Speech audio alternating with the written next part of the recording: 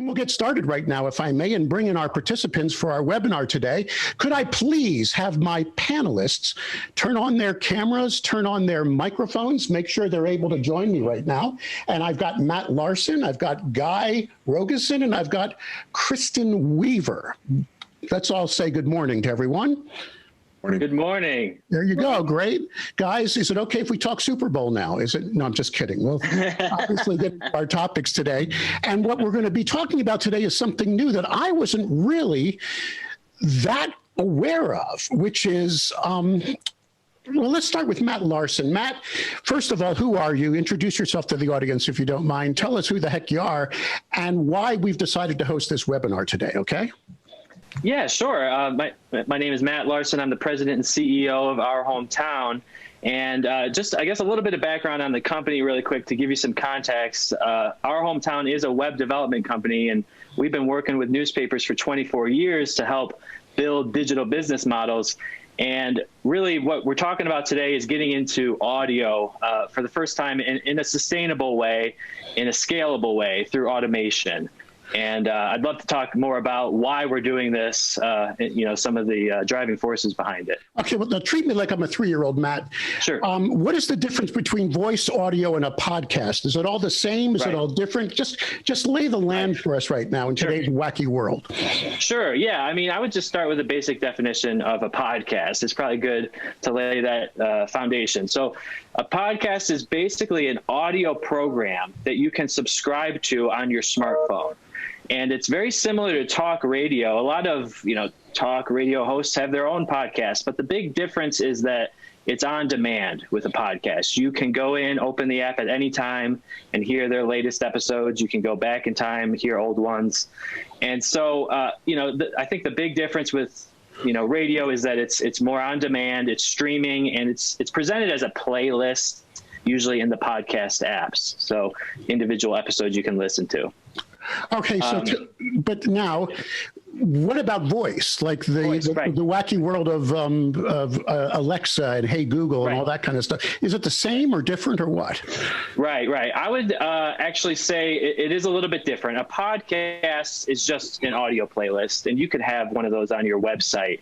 But to enable the voice control, to get into the voice space, you've got to be plugged into the phone operating system through one of their native apps. So like if you have an iPhone, then you've got to be getting your content into the Apple podcast apps, because only then can you activate Siri to use your voice to play the episode.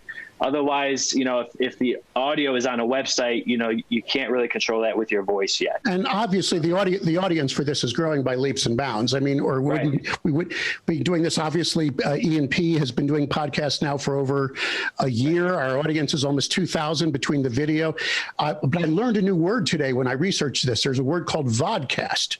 I guess they're making that's when you do what we do, like we're doing now, the audio and the video at the same time. All right, so your companies are Hometown, and you're all in, right? You've decided to put a lot of your muscle into audio. Like, what are you doing, and what is this all about?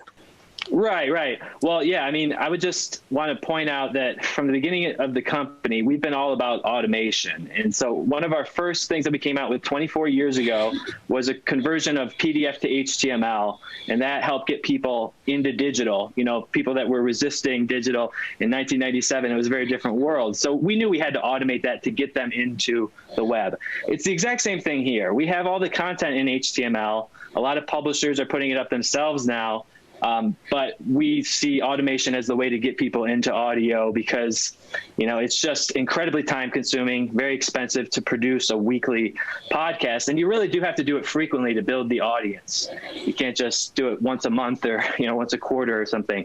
So I think it's the combination of the growing audience that you said. I mean, 60% of the US listens to audio content once a week online. And, that audience is growing over the last year. It's grown 50% with the pandemic. Surprisingly, people are not commuting as much, but they are listening to more podcasts. So it's the combination of the growing audience, the issues with production, and, the need to automate. All right. So basically where we're at is with everybody downsizing, with revenue streams being hurt by COVID-19, there's so many different ways to automate now.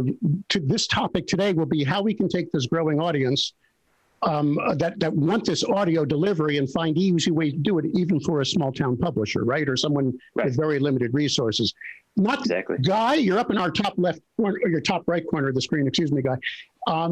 Does that make you Jan Brady? I can't figure out where you are but Guy, not to imply that you're a small town limited resource publisher, but you were one of the first to adapt into audio automation. Before we get into that, tell me a little bit more about your operation, who you are, and where you are right now and what you guys do. Well, thanks for the opportunity. I want to thank you, Mr. Blinder, Mike, the editor and publisher, Matt Larson of our hometown, who we've been with from day one. They're doing fantastic stuff for us on all fronts and technologies, helping us grow and scale. And of course, want to acknowledge and thank to Kristen Weaver, my cohort and co-victim today. Talking Glass Media, Prescott Valley, Arizona. You're right. We're a small town. Many people have heard of Prescott, and it is Prescott. If you say Prescott, they'll take you outside. And Prescott Valley is the sister city, but actually we're larger. Founded in 1960 by Bill Fain of the Fain family. And we were established to share the good news of what's going on in our community. And we only publish good news. And really? I engaged Matt back in end of 2017 at our hometown to help us launch our first platform, which was signalsaz.com. And we went from, 300 views a day to this past year, we garnered almost 4 million page views. And I've always wanted to relaunch a former podcast I had. I think we launched it too early, but the research was telling us that podcasts have been entering their golden era for the past couple of years. There's millions of them out there. There's tens of millions of episodes out there. There's lots of content, but we wanted to find another way to deliver our content to our readers, make it scalable. So because as Mike, you mentioned, we're small. And how do we compete in a market that's big? And part of that is the automated process that we adopted the text-to-speech services through the Amazon Web Servers that our hometown integrated with us early on.